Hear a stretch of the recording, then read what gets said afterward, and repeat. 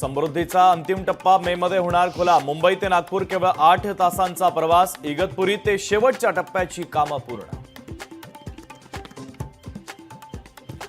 Pune PMPL मध्ये दाखल 123 बस सदोष, तर महिनाभरापूर्वी बस पीएमपीएलच्या ताफ्यात दाखल। बसची सेवा संचलनातून बंद।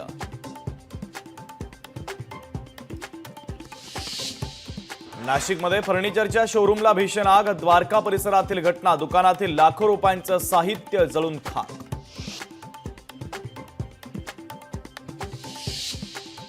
नागपूर शिक्षण घोटाळा प्रकरणामध्ये आणखी एकाला अटक। महेंद्र भाऊराव म्हैसकर असं अटक करण्यात आलेल्या आरोपीचं नाव।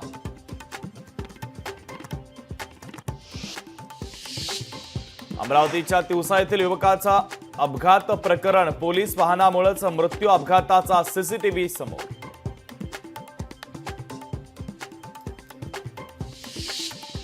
पतीने पत्नीच्या पोटात चाकू खुपसला। मेरा रोडच्या रामदेव पार्क परिसरातील घटना। संपूर्ण चाकू हल्ल्याची घटना सीसीटीव्ही कॅमेऱ्यामध्ये कैद।